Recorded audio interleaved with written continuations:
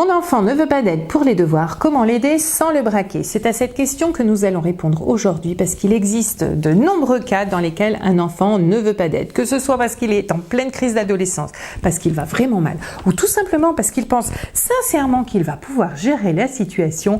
Nous allons voir un petit peu ces différentes situations et je vais vous proposer ma méthode qui va fonctionner à tous les coups, j'en suis sûre. C'est parti!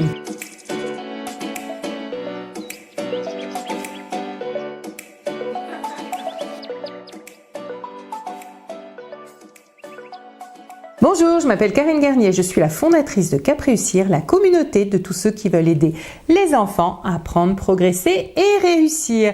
Et réussir, ça veut dire, oui, bien évidemment, se débrouiller tout seul, mais ce n'est pas toujours possible dès le début. Il va falloir passer par des étapes où nos enfants, nos jeunes vont avoir besoin d'aide. Et qu'est-ce qu'on fait lorsqu'ils refusent cette aide? Première des choses qu'on va aller regarder, c'est déjà, est-ce que leur refus est légitime ou pas? Il existe différentes situations où ça me paraît tout à fait légitime, acceptable, on va dire au moins, que l'enfant refuse, le jeune, l'ado, refuse l'aide de ses parents. La première, je pense à tous ces enfants qui ont un trouble des apprentissages et qui passent beaucoup d'énergie à l'école, qui ensuite ont beaucoup de suivi à l'extérieur, orthophoniste, ergothérapeute, psychologue, etc. Et qui fait que quand ils arrivent à la maison, ils n'ont qu'une idée en tête, souffler et qu'on les laisse respirer un petit peu. Je pense ensuite à tous ces enfants qui ont également une aide humaine, une AVS, AESH, on l'appelle comme on veut. Et ça, c'est la psychologue scolaire de mon école qui m'en a fait prendre conscience il n'y a pas encore si longtemps que ça lors d'une réunion, où elle nous faisait remarquer en fait que un enfant qui a une aide humaine, une AVS à côté de lui, en fait, il est sans arrêt rappelé, ramené au groupe, ramené à la réalité. Il n'a pas ces petits moments de rêverie que nous avons tous, que je suis sûre que vous aurez vous aussi au cours de cette vidéo, où vous pouvez avoir même pendant une réunion. C'est tout à fait normal de décrocher un moment et de revenir ensuite. Et là, comme on a quelqu'un qui nous rappelle sans arrêt, on ne peut pas récupérer comme ça. Et puis, il y a aussi la situation où le parent se montre quand même, je dirais, un petit peu beaucoup présent, un petit peu beaucoup envahissant, le parent qui veut tout regarder tous les soirs, regarder tous les cahiers, tout contrôler. Est-ce que c'est vraiment utile? Est-ce que c'est vraiment nécessaire de faire ça, à part provoquer, on l'a dit, un ras-le-bol chez votre enfant? Moi, je pars du principe que non. D'ailleurs, en tant que maman, pendant la majeure partie de la scolarité de mes enfants, ils se sont débrouillés tout seuls, ils ont fait leurs devoirs tout seuls, ils y sont très bien arrivés. Il y a juste, alors je me rappelle pour mon fils par exemple, une année où il avait toujours des poésies très très compliquées à apprendre et qui l'intéressaient pas vraiment en plus, donc là je l'ai aidé sur ses poésies. Une autre année, ma fille, c'était les autodictées. Je me rappelle encore comme si c'était hier, les autodictées pour le jeudi. Alors là, je peux vous dire qu'on y a passé du temps le mercredi ensemble pour préparer ces autodictées. Donc voilà, ça c'était des exemples bien précis où ils ont eu besoin de mon aide, mais le reste du temps et les autres années, ils se sont débrouillés tout seuls. Donc c'est tout à fait possible de laisser son enfant se débrouiller tout seul. Alors comment on fait justement pour savoir si on en fait trop, si on n'en fait pas assez? Alors pour tous ceux qui auraient peur de ne pas être des bons parents, s'ils ne regardent pas, s'ils ne s'assoient pas tous les soirs à côté de leurs enfants pour faire les devoirs, comme on dit, je vais vous poser les questions suivantes. Est-ce que vous êtes montré bienveillant avec vos enfants? Est-ce que vous êtes montré disponible quand ils avaient besoin de vous? Est-ce que vous avez partagé du bon temps avec eux? Est-ce que vous êtes intéressé à ce qu'ils faisaient à l'école? Est-ce que vous avez fixé aussi des limites claires et précises, un cadre sécurisant? Est-ce que vous l'avez stimulé sur différents plans, intellectuels bien évidemment, mais aussi physiques, sportifs, artistiques, etc. Et enfin, est-ce que vous êtes montré à l'écoute de ses besoins, de ses émotions, de ses sentiments? Si vous avez coché oui à toutes ces questions, eh bien, devoir ou pas devoir, je vous le dis, vous êtes dans la catégorie des bons parents. Alors peut-être que maintenant vous dites ouais mais moi je me mets avec lui au devoir tous les soirs, donc comment savoir si je n'en fais pas trop? Eh bien en vous posant deux questions toutes simples. La première, que va-t-il se passer si effectivement vous ne l'aidez plus? Est-ce que ça va être la catastrophe? Est-ce qu'il va être complètement perdu? Est-ce que les notes vont chuter? Est-ce qu'il va décrocher des apprentissages? Ou est-ce que plutôt juste à l'inverse, ce sera pas aussi parfait que vous l'auriez espéré, mais il va très bien s'en sortir? La deuxième, c'est vous. Mettez-vous à sa place. Que ressentiriez-vous si on vous proposait l'aide que vous lui apportez? Alors quand je dis mettez-vous à sa place, c'est maintenant, hein. En tant qu'adulte, imaginez-vous en formation avec un tuteur à côté qui est constamment à vos côtés, etc. Qu'est-ce que vous seriez prêt à accepter? Qu'est-ce que vous seriez prêt à supporter? Parce que si vous mettez à sa place en tant qu'enfant, à l'époque vous étiez enfant, vous allez dire oui mais moi j'ai bien connu ça, etc. Et notre inconscient joue. Et voilà ce qui explique certaines de nos attitudes aujourd'hui. On reproduit nos parents ou à l'inverse on fait tout l'inverse justement. Donc on s'imagine à sa place aujourd'hui. Alors maintenant, si à la question que va-t-il se passer si vous ne l'aidez pas, vous avez répondu si je ne l'aide pas, ça va être la catastrophe, il va s'écrouler. Essayons de voir d'où vient ce refus d'obtenir de l'aide pour les devoirs. Alors les premiers enfants, les premiers jeunes auxquels je pense, c'est tous ceux qui refusent l'aide comme un moyen de fuite. En fait, ils sont pas vraiment engagés dans leurs devoirs, dans leur travail scolaire, dans leurs apprentissages. Ils font ça plutôt en survolant, en essayant de s'acquitter de leurs tâches le plus rapidement possible. Vous voyez, bon, vite fait faire leur exercice, puis en se disant c'est bon, ça ira bien comme ça. Alors que si vous leur proposez de l'aide, eh ben ils vont être obligés de s'y mettre vraiment, de se pencher vraiment sur la question, de se rendre compte qu'ils sont en difficulté, que c'est vraiment compliqué, et ça, ils n'ont pas du tout envie. Alors si c'est le cas de votre enfant, s'il se sent en difficulté quand il se met à faire ses devoirs, je vous invite à aller regarder les autres vidéos sur ma chaîne. J'ai une playlist sur apprendre les leçons, une playlist sur les difficultés scolaires. Vous y trouverez plein d'astuces, de conseils pratiques et de méthodes, de techniques à mettre en place. Maintenant, le deuxième cas, ça va être plutôt la crise d'ado. Cette période où nos enfants ont qu'une envie, c'est de se débrouiller sans nous. Et oui, c'est tout à fait logique, normal, dans l'ordre des choses. Pour qu'un enfant devienne un adulte, il faut qu'il franchisse cette période de l'adolescence à laquelle il va rejeter en bloc tout ce qui vient de la maison, de la famille, etc. pour prendre à 200% tout ce qui vient des camarades, de l'entourage.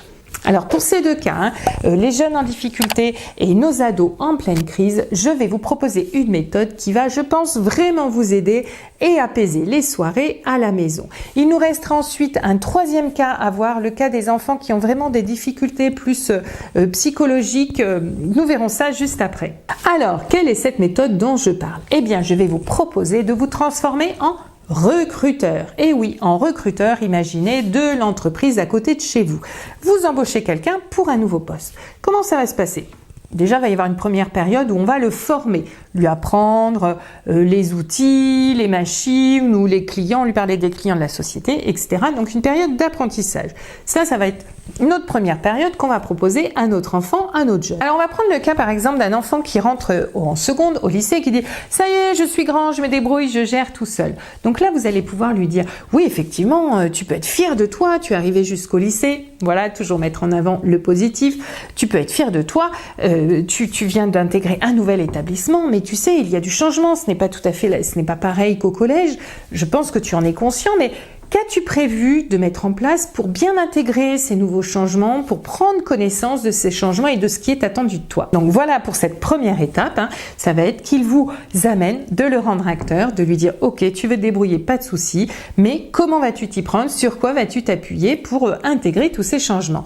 Après la période de formation, d'apprentissage, lorsqu'on prend un nouveau job, la deuxième période, ça va être bien évidemment la période d'essai. Donc là, pour votre enfant, votre jeune, vous pouvez lui dire oui, j'entends tout à fait que tu as envie de te débrouiller tout seul, j'ai envie de te faire confiance, donc on va se fixer un temps, voilà par exemple 15 jours. Pendant 15 jours, tu vas te débrouiller tout seul et au bout de ces 15 jours, nous ferons le point, nous regarderons tes notes, tes résultats, nous regarderons si tu n'as pas eu de mots des professeurs pour problèmes de comportement, devoirs oubliés, exercices non faits, etc. Et nous regarderons un petit peu tes cahiers, tes classeurs pour voir comment tu t'es organisé. Voilà le petit bilan de la fin de période d'essai. Alors là déjà, première remarque, du coup ça veut dire que si on lui dit qu'on le laisse se débrouiller pendant 15 jours, eh bien on le laisse se débrouiller pendant 15 jours et on n'intervient pas en lui disant « Au fait, tu as bien fait ceci, au fait, tu as pensé à… » Non, non, non. On le laisse, on se retient, on le laisse se débrouiller pendant 15 jours, sauf si voilà, il met sa vie en danger, bien évidemment. Voilà. Et au bout de ces 15 jours, donc quand on fait le point, qu'est-ce qui peut se passer? Premier cas, votre enfant a super bien géré, a réussi à organiser, mais vous vous dites c'est peut-être un coup de chance ou il vit peut-être encore sur ses acquis de l'année dernière. Donc là, on va voir ça, on va passer à la deuxième étape.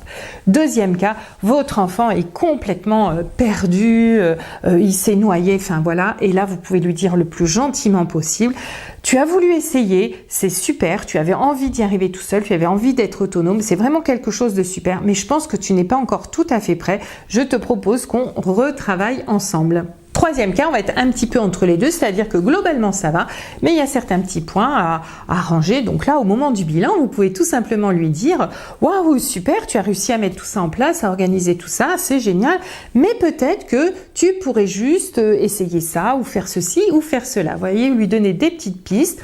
On en parle au moment du bilan et on n'est pas sur son dos tous les soirs à lui dire « Tu as pris ton cahier de texte, tu as regardé le NT, tu as fait ci, tu as fait ça. » Donc une fois ce point de la fin de période d'essai réalisé, on passe à notre troisième étape, le CDD. Et oui, ça veut dire que si cette période a été concluante, qu'il a réussi à se débrouiller tout seul, comme on l'a dit, ça peut être un coup de chance. Donc on lui donne une période plus longue pour mettre en œuvre tout ce qu'il a montré pendant ces 15 jours, voilà. Et on lui dit, on fera le point cette fois-ci à la fin du trimestre, ou en milieu de trimestre si vous trouvez qu'un trimestre c'est trop long. Et là c'est pareil, on le prévient, on lui dira donc à la fin du trimestre on gardera tes notes, tes résultats, les mots, ton organisation et je jetterai un œil dans tes cahiers. Et alors à la fin du trimestre, on fait comme à la fin de notre période d'essai, on fait ce bilan, on recheck tout ça et on se retrouve dans les 3 situations possibles. Bien évidemment, vous pouvez lui rappeler que lui aussi, il peut décider de stopper son CDD à tout moment et de revenir à de l'aide s'il se rend compte que d'un seul coup, ça s'est complexifié, qu'il commence à décrocher, à être perdu ou tout simplement fatigué, contrarié, qui fait qu'il n'arrive plus à gérer.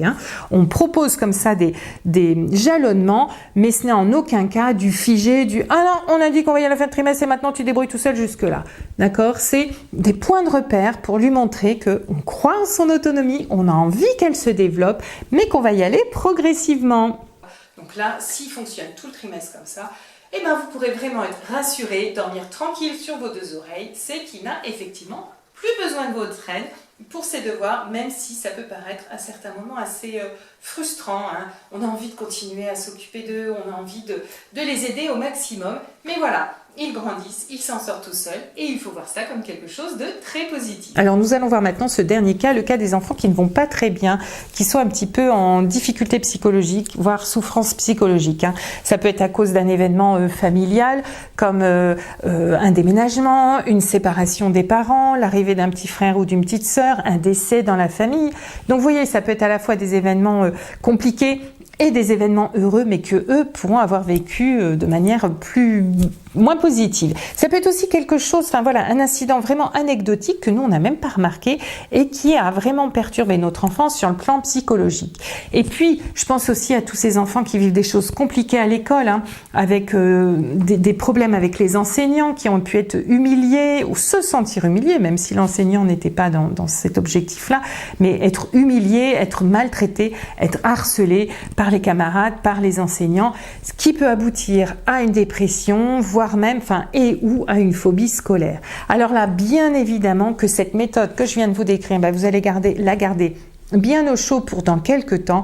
La première des choses avant de s'occuper des devoirs, c'est de restaurer l'estime de soi de votre enfant, c'est de lui redonner confiance en lui. Ça, c'est vraiment le primordial.